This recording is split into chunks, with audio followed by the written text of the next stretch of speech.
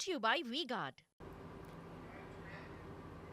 ગુજરાતમાં 24 કલાકમાં 114 તાલુકાઓમાં સાર્વત્રિક વરસાદ થયો છે। સાબરકાંઠાના પોશીનામાં સૌથી વધુ 2 ઇંચ વરસાદ થયો છે। દાંતીવાડા, ઉમરગામ અને ભુજમાં 1.5 ઇંચ વરસાદ પડ્યો। નખત્રાણા, મહુવા, ગઢડા અને ભાવનગરમાં 1.25 ઇંચ વરસાદ નોંધાયો છે, જ્યારે જેતપુર, માંડવી, વાપી અને વલ્લભીપુરમાં 1-1 ઇંચ વરસાદ નોંધાયો છે।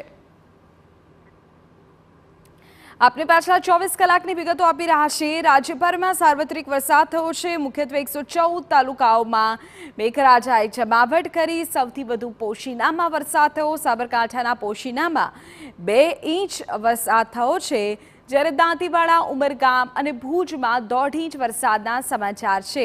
આપ દ્રશ્યોમાં જુઓ, અલગ અલગ વિસ્તારના દ્રશ્યો આપણે ટીવી સ્ક્રીન પર બતાવી રહ્યા છીએ।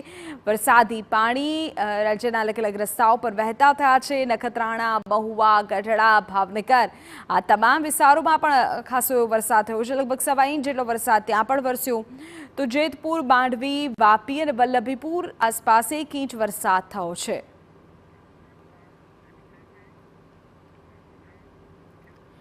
તો 2024ના ચોમાસાને લઈને સૌથી મોટા સમાચાર મળી રહ્યા છે। સમગ્ર ગુજરાતને ચોમાસાએ અત્યારે આવરી લીધું છે। 3 દિવસ પહેલા જ મેઘરાજાએ ગુજરાતને આવરી લીધું। અનેક જિલ્લાઓમાં હાલ ધોધમાર વરસાદ વરસી રહ્યો છે। સામાન્ય રીતે ચોમાસું 30મી જૂન સુધીમાં સમગ્ર ગુજરાતને આવરે છે, પરંતુ આ વખતે 27મી જૂને જ ચોમાસાએ ગુજરાતના સીમાડા વટાવી દીધા। આગામી 6 દિવસ ગુજરાતમાં ભારેથી અતિ ભારે વરસાદ જોવા મળી શકે છે।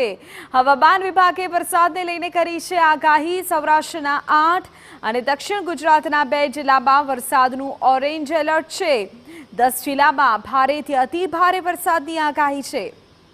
13 જિલ્લાઓમાં વરસાદનું યલો એલર્ટ આપવામાં આવ્યું છે, જ્યારે કચ્છ અને ઉત્તર ગુજરાતમાં હવામાન વિભાગે યલો એલર્ટ જાહેર કર્યું છે।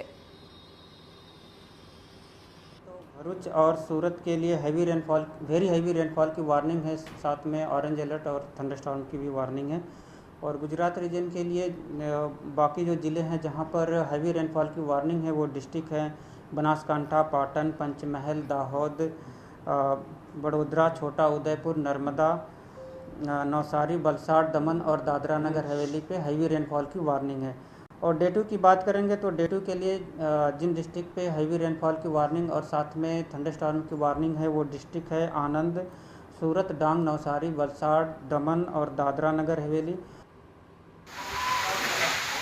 તો કયા વિસ્તારોમાં હેવી રેનફોલની આગાહી છે તે હવામાન વિભાગ દ્વારા જણાવવામાં આવી રહ્યું છે। આપને કહી દઈએ કે મેઘરાજાએ અત્યારે સમગ્ર ગુજરાતને આવરી લીધું છે। સામાન્ય રીતે 30 જૂનની તારીખ એવી હોય છે કે જ્યારે ગુજરાતભરને આવરી લેતું હોય છે ચોમાસું, પરંતુ અત્યારે 3 દિવસ પહેલા ચોમાસાએ આખા ગુજરાતને આવરી લીધું છે।